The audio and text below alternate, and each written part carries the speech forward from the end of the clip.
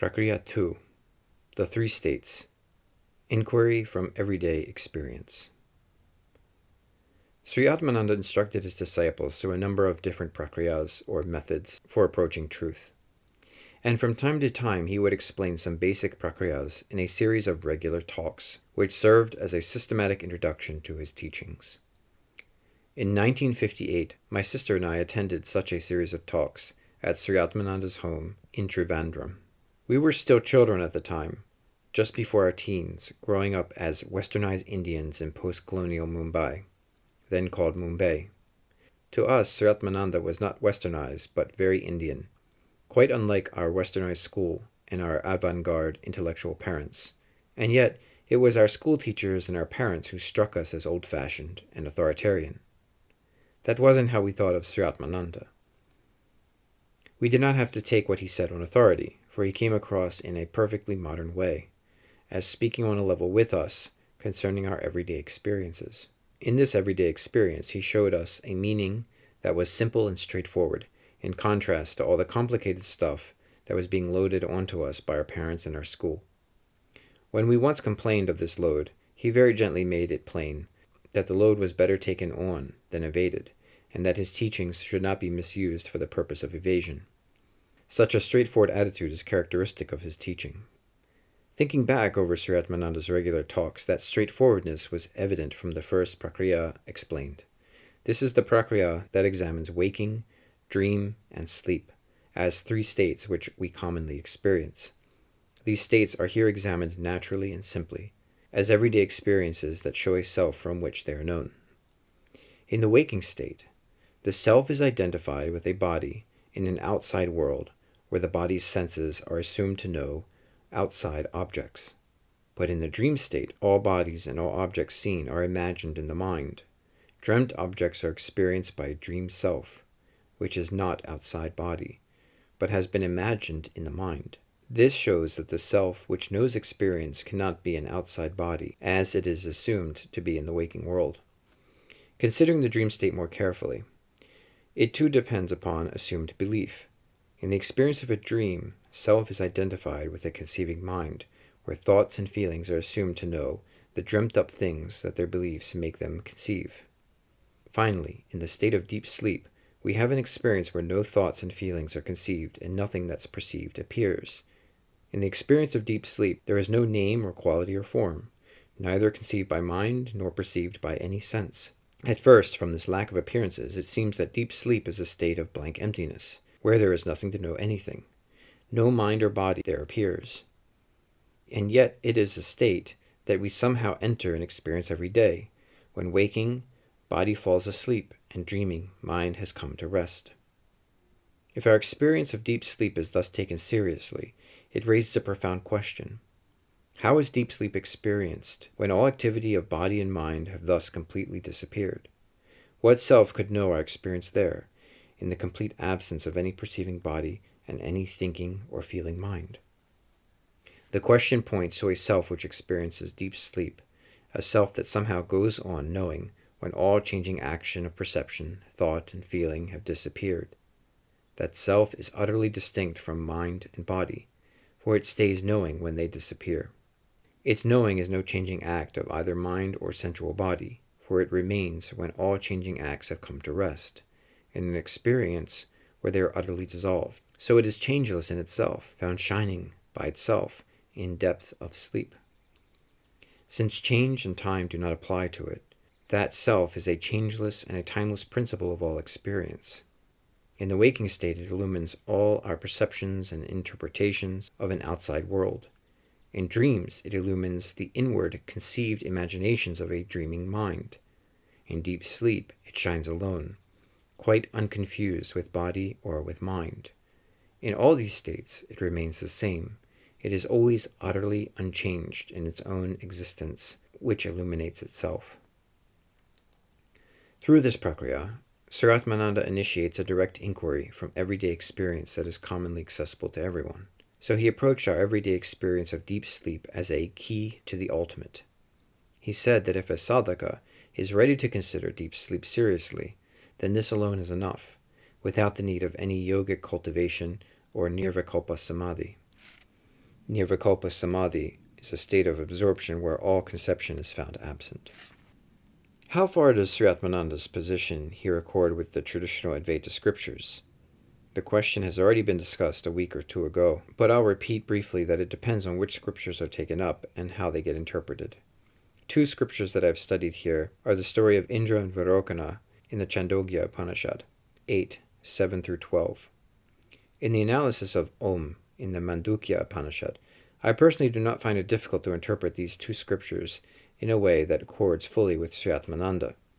But of course, there are alternative interpretations placing emphasis upon Nirvikalpa Samadhi as a fourth state considered in addition to waking, dream, and sleep. I would say for the purpose of different kinds of sadhana, spiritual work toward realization of uncompromised truth, it is quite legitimate to interpret the scriptures in ways that may seem contradictory. Such contradictions must of course appear in the realm of Dvaita, where our sadhaka takes place. Advaita is the very goal to which these sadhanas aspire. It's there alone that contradictions get dissolved. From Nitya Tripta, Notes on Spiritual Discourse of Sri Atmananda, Note 64, quote, "Consciousness never parts with you in any of the three states. In deep sleep, you are conscious of deep rest or peace. Inference is possible only of those things which have not been experienced. The fact that you had a deep sleep or profound rest is your direct experience, and you only remember it when you come to the waking state. It can never be an inference. Experience alone can be remembered. The fact that you were present throughout the deep sleep can also never be denied. The only three factors thus found present in deep sleep are consciousness, peace, and yourself.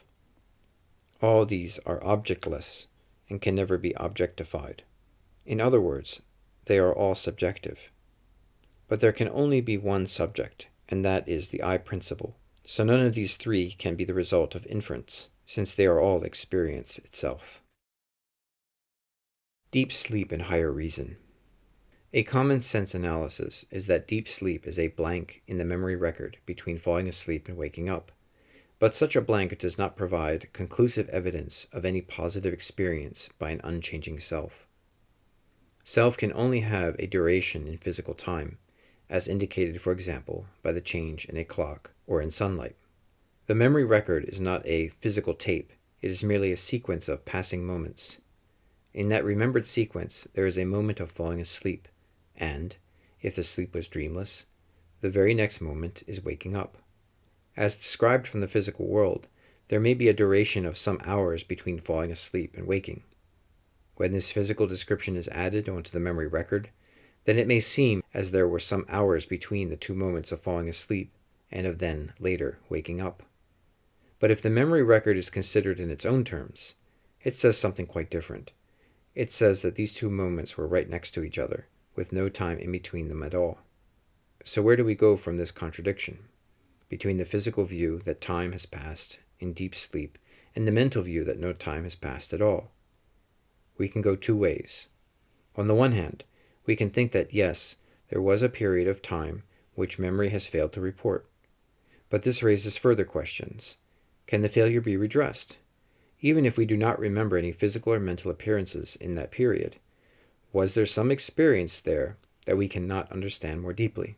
Beneath such appearances, do we have any further experience that is revealed to us by the sense of refreshing rest and peace and happiness, which we seek in deep sleep and which sometimes comes across to us from there? On the other hand, we can take it that no time at all has passed between adjacent moments, as one has been succeeded by the next. Again, this raises questions, even more profound. If there's no time between adjacent moments, what makes them different? How on earth can we distinguish them? Must there not be a timeless gap between them, after one has passed and before the other has appeared? And if this is so, between the moment of falling asleep and the next moment of waking up, must it not be so between two adjacent moments? So doesn't every moment arise from a timeless gap whose existence is the same as deep sleep? And doesn't every moment instantly dissolve back there again? So isn't every moment in immediate contact with a timeless depth of sleep that no moment ever leaves?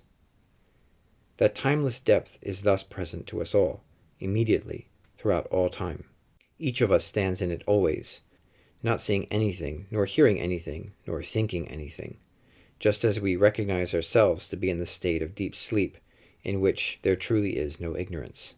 This is how I would interpret VIDYA-VRITTI, chapter 17. Such a position is achieved through a special kind of logic, which Sri Atmananda calls higher reasoning, or VIDYA-VRITTI. This is not the outward reasoning of mind, which builds upon assumptions, thus proceeding from one statement to another. Instead, it is an inward reasoning that asks its way down beneath assumptions, thus going on from each question to deeper questions. This inward logic finds its goal when all assumptions are dissolved, and thus no further questions can arise.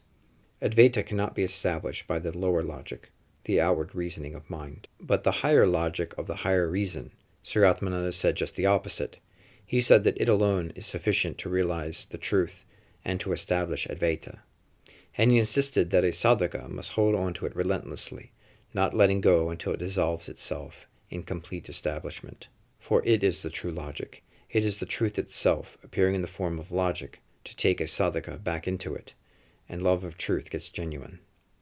This is a delicate issue, quite paradoxical to outward intellect, for it depends essentially upon a relationship between teacher and disciple. The following is from Nita Triptiya's book, Notes on Spiritual Discourses of Sri Atmananda, note 1361. Is vichara thinking about the truth? No, it is entirely different. Vichara is a relentless inquiry into the truth of the self and the world, utilizing only higher reason and right discernment. It is not thinking at all. You come to know the meaning, and the goal of vichara is only listening to the words of the Guru. But subsequently, you take to that very same knowing over and over again. That is not thinking at all. This additional effort is necessary in order to destroy samskaras. When the possessive identification with samskaras no longer occurs, you may be said to have transcended them. You cannot think about anything you do not know. Therefore, thinking of the truth is not possible till you visualize it for the first time. Then you understand that truth can never be made an object of thought, since it is in a different plane. Thus, thinking about the truth is never possible. The expression only means knowing, over and over again, the truth already known. End quote. There is a knowing in deep sleep, but it is not a knowing of any object that is separate from self. The experience of deep sleep is pure knowing, or pure light, unmixed with any object. The object that appears in waking and in dreams are thus absorbed by deep sleep into pure light, utterly unmixed with any darkness or obscurity. It's only in the waking and dream states that darkness or obscurity gets mixed up with light through the seeming presence of objects. When seen correctly, deep sleep is identical with nirvikalpa samadhi. It is a state of absorption in pure light. It is not, of course, to deny that the yogic cultivation of samadhi has its benefits. In training concentration, in purifying character, and in forcefully turning attention to a state of objectless experience. But since deep sleep is so commonplace and so easily entered, most people are not interested to consider this quite natural experience seriously. The whole aim of this three-state prakriya is to find a standpoint that is independent of each state. Of course, the inquiry starts off conducted from a waking state, just as one looks at someone else from one's partial personality. But if the inquiry is found genuine, why shouldn't it find a deeper, more impartial ground that is shared with other states? Is it so different from finding common ground with other people when one is truly interested in their point of view? To find that common and impartial ground, one has to stand back from superficial partialities, thus going down beneath their limited assumptions. That is what's meant to be achieved by turning waking minds toward an inquiry of dreaming and deep sleep experience. In turning its attention to consider dreams and sleep, the waking mind is turned back down into the underlying depth from where it has arisen. When it considers dreams, it is still mind, which thinks and feels through memory and inference, both of them unreliable. But when the mind goes further down to try considering deep sleep, the only way that it can succeed is to get utterly dissolved in consciousness itself, for it is there that knowing is identity. There knowing is remembered or inferred. That knowing is entirely direct, as a complete identity of that which knows with what is rightly known. So, on the one hand, it is right to admit that no one can see in advance how the analysis or the inquiry is going to succeed. That is completely beyond the superficial waking mind, where the inquiry starts off. And if analysis means the objective and rational pursuit of the mind-intellect, then this cannot be adequate. But on the other hand, as Sri Atmananda spoke of inquiry, or reason, or logic, or analysis, he did not restrict these terms to the mind-intellect. In particular, he said that genuine inquiry must necessarily transcend the mind through higher reasoning, or higher logic, or higher analysis. That higher reason is a questioning, discernment, which becomes so keen and genuine that the truth itself arises in response to it, and takes the sadhaka back in beyond all mind and partiality. In Advaita, all ideas and arguments are useful only to that end. As they proceed, they sharpen reason and discernment, to that point where all causality and differences become dissolved. As reason reaches there, its results can't be foreseen or described, only pointed to. That's why deep sleep is so significant. It points to dissolution in an utterly impartial and thus independent stand, where no confused distinctions can remain. According to Advaita, a true Advaitin doesn't merely remember something from deep sleep, but actually stands in just that experience, which is the essence of deep sleep. The Advaitin doesn't merely remember that experience, but knows it in identity, as utterly at one with it. And this knowing in identity is most definitely present fully in the waking and all states, whatever may or may not appear. Hence the Bhagavad Gita says, somewhat freely translated, "The one whose balance is complete stands wide awake in what is dark, unconscious night for any being seen created in the world. Created beings are awake to what a sage sees as a night, where true awareness is submerged in dreams of blind obscurity." 269.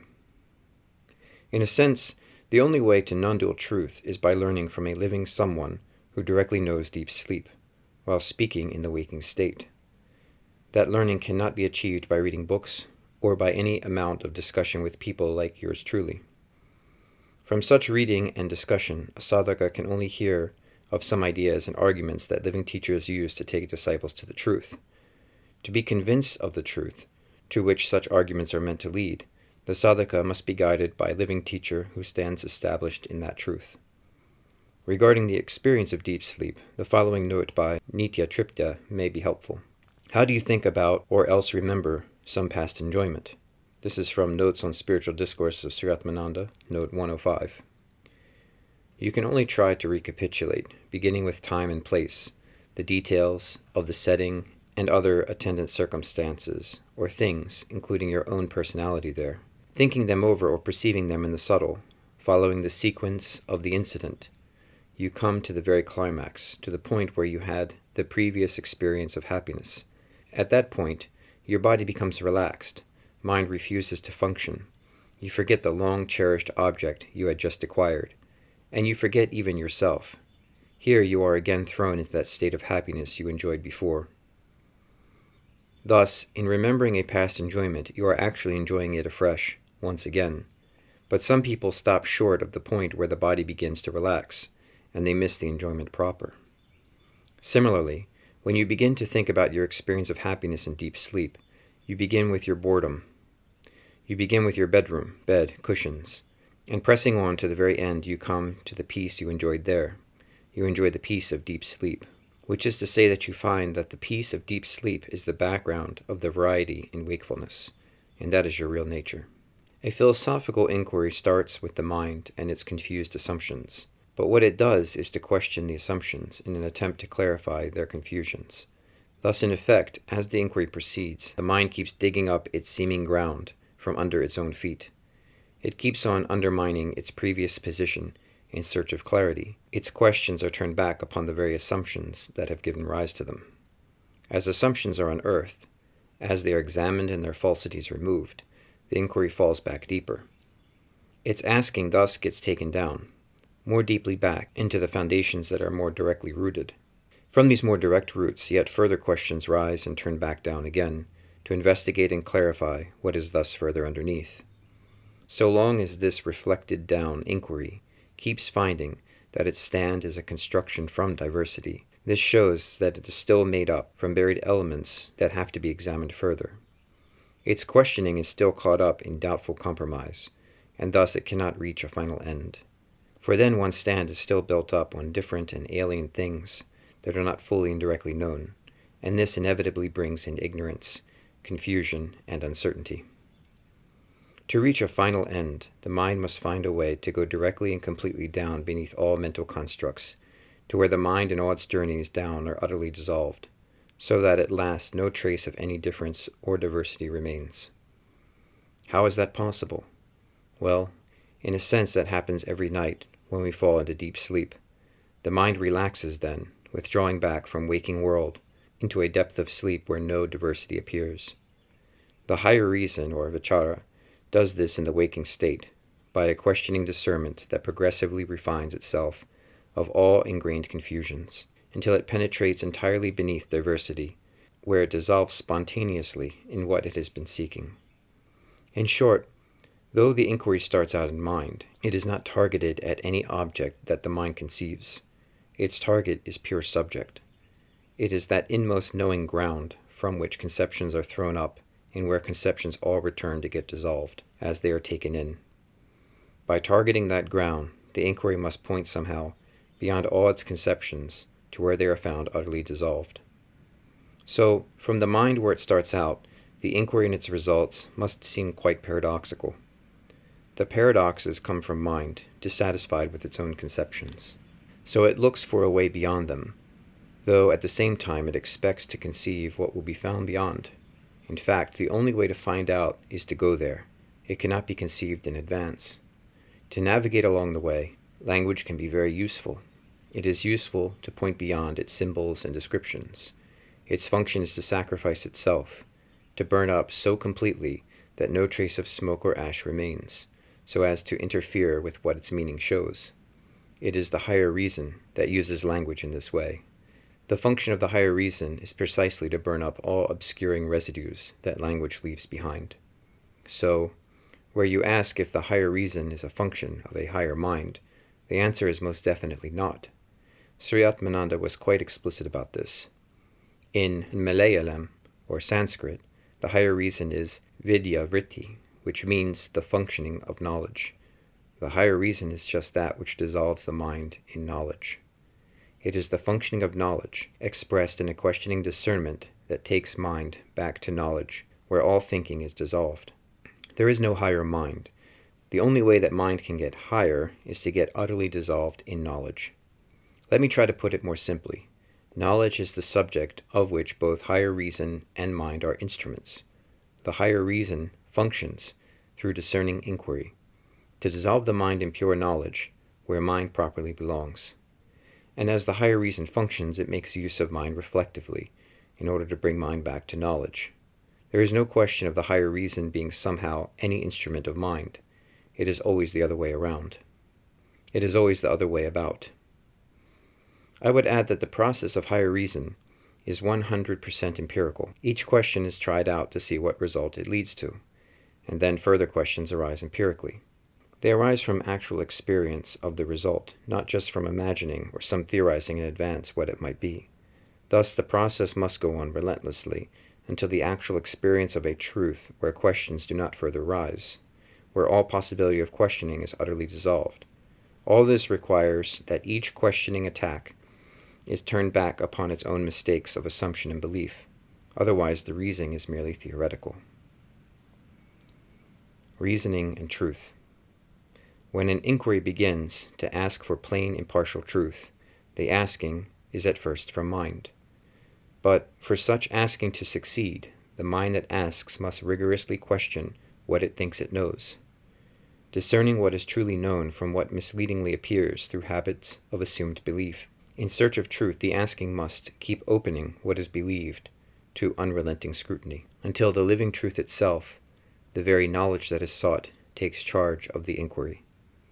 That taking charge by living truth, of asking mind, is spoken of as VIDYA-VRITTI, or, in other words, as higher reasoning. Then, in that higher reasoning, the knowledge sought becomes expressed in living arguments and questioning toward a truth beyond the mind. It's that which makes no compromise between mind's thoughts and make-believe, and what knowing truly finds.